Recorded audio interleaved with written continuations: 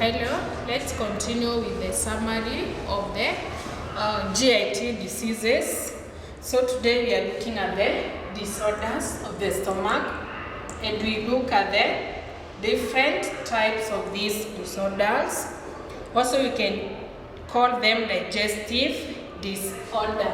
So we are going to start with the heartburn. This is a very common.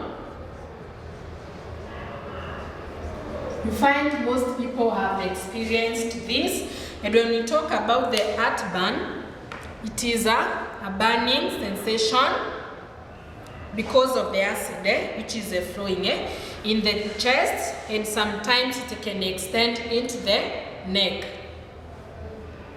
And you find the heartburn can either be worsened by either bedding or lying down. That way sometimes if you have heartburn, you are advised to lie down or to sleep when you have a pillow, so that your hand can be a bit raised up.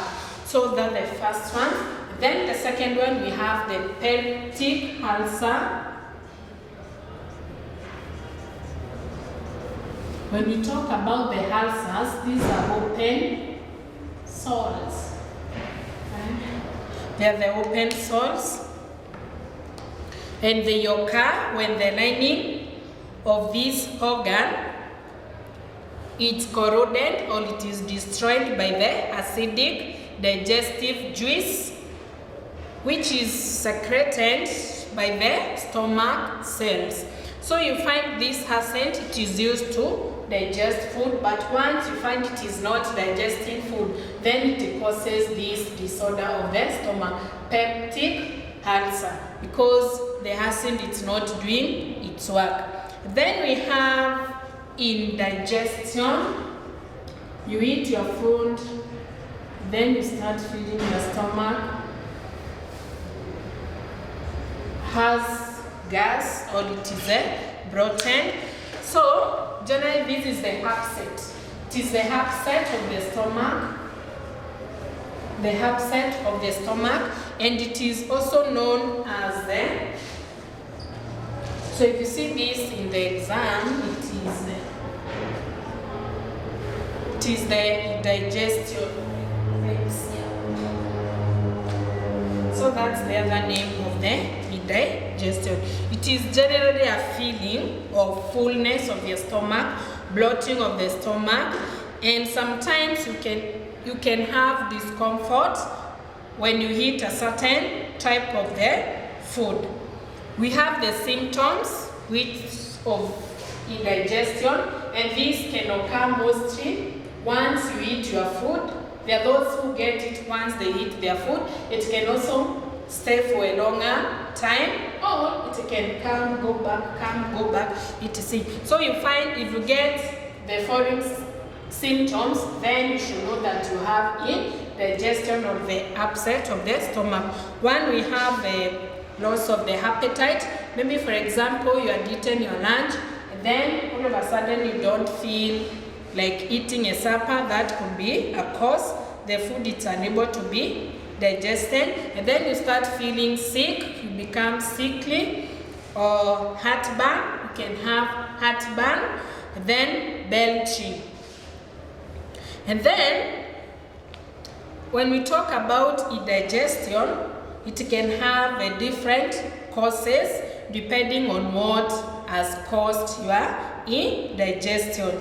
And you find the symptoms may come, go, or they may be regular, and sometimes they can even last for a longer period of time. So the following are some of the things which can trigger the indigestion. We have smoking that can trigger indigestion. We have stress or anxiety. When you are under stress, also you'll find that can trigger indigestion. Medicine, for example, the aspirin or some of the drugs you find you can take, and then you feel your stomach is full of gas. And then also when you drink excess alcohol, also you can have indigestion. All those can trigger indigestion. Then we have another disease which is known as the gassy, meaning the gas is in the digestive tract, and you get gas in your digestive tract by either swallowing air during or breakdown of a certain foods that is present in the colon. So once you find you experience that, can be also a discomfort of the stomach or the disorder of the stomach. And then we have another discomfort of the stomach. We have the inflammatory bowel disease, and there are different types of the disease which affect the GIT, and it's mostly from the mouth to the anus, and you find sometimes one can vomit or even diarrhea. So in case you have this, you're supposed to see a doctor for treatment. You find this is a group of disease which is known as the Crohn's disease.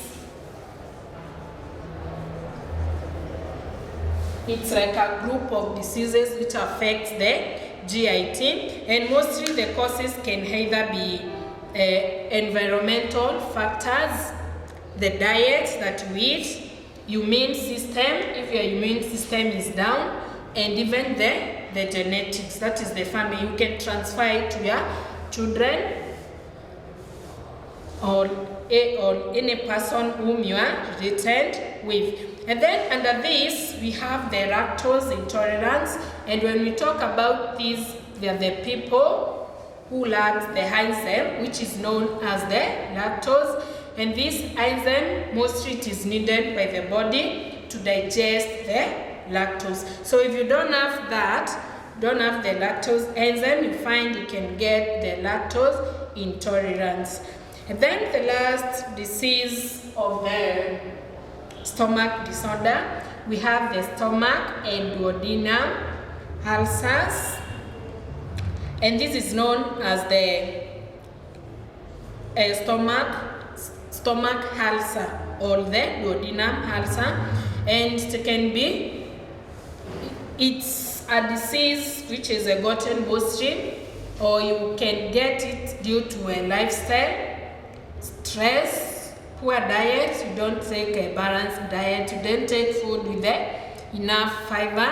You find sometimes this can cause ulcers, but you find that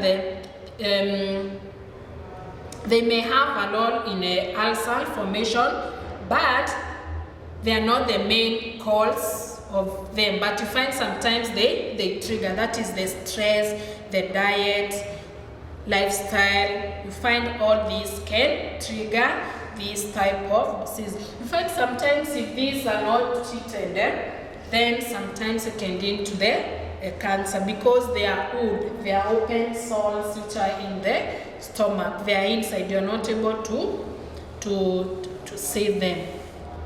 So I'm going to attach the notes that you can write them.